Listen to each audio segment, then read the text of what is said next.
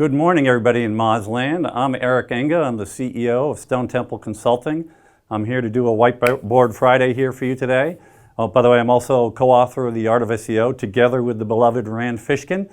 So I want to talk to you a little bit about subject matter experts and their role in your digital marketing strategy. And they play an incredibly important role. I see lots of businesses out there that publish sites and they put content out there, and there's really no identity behind them. And it's really important because at the end of the day, your target audience wants to attach to a person more than they want to attach to a nameless entity. They want to feel like they're interacting with real people. By the way, your subject matter expert could be subject matter experts, plural, and that's good. But incredibly important that you have something where the people can attach them in a material way. And at the end of the day, from my perspective, you have to have an expert or go home. You're just not going to be able to succeed in a big way going forward if you don't have some sort of established expertise for your business. And that's my view of it. You just have to have that expert or you need to go home. So with that in mind, you run into the next problem, which your expert's a human being. There's 24 hours in a day, right? And they have limited time to do what they need to do. And that actually limits how much scale you can get out of their activity. Maybe they only have 2 hours a day. And if that's the case, then that limits how much content and how much communication of that expertise can happen out in the wild. So I want to talk now a little bit about how do we scale their efforts so you get more out of your expert. And that's where we lead to a few ideas I have over here. All right.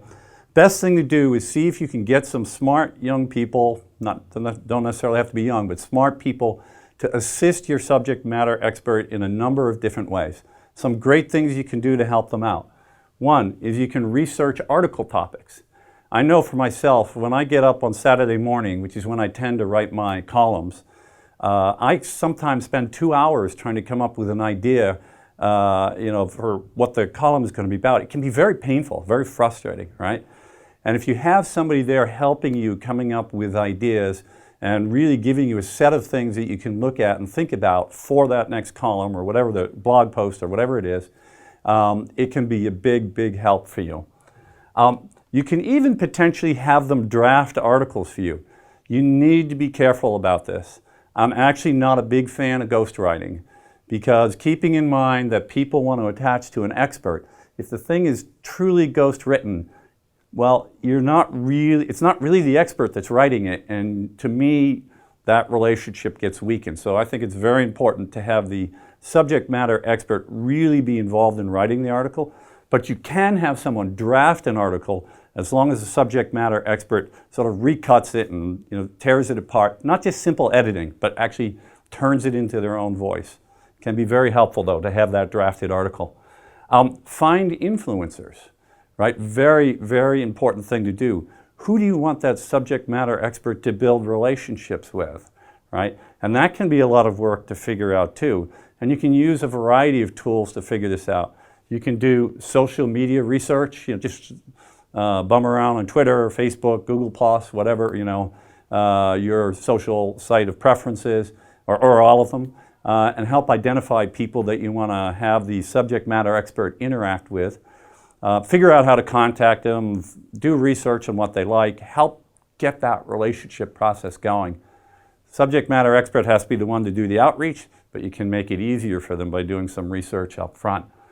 Next thing, just monitoring social media sites. I'm going to use Twitter as an example.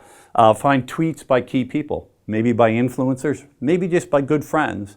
And have your assistant basically help the subject matter expert by monitoring it, in this case Twitter, more frequently, more thoroughly than they can on their own. So that's a very valuable service. So you look at tweets by key people and tweets by others, direct questions that get asked of you, or breaking news. All these sorts of things to allow the subject matter expert to be responsive without having to live in the social media site. Next up, you can draft actually social media posts, be it a tweet or Google Plus or Facebook or whatever it is. and then send your subject matter expert proposed things that they can put out on social media. Again, a big time saver. You can curate content for them. The assistant can go ahead and research other articles and find things going on and actually suggest comments on those articles. So another thing you can do, creating graphics. I'm lucky enough that I have someone who is able to create graphics for me. So I can walk in the morning and say, hey, I want to do this post today. And I can sketch out a little design. Here's what I want to do. I want this, sort of build a little design for them. And then they go off and create it. And then 2 hours later, I have a beautiful graphic, which I can go ahead and use for my post. I actually end up with a lot of custom graphics in my post that way, which is really cool. And they can also just edit your articles. Hopefully that's not too painful for them, because hopefully your subject matter expert is a good writer. But this is another valuable service. It's really great to have that person, that other set of eyes on the article to help you with that.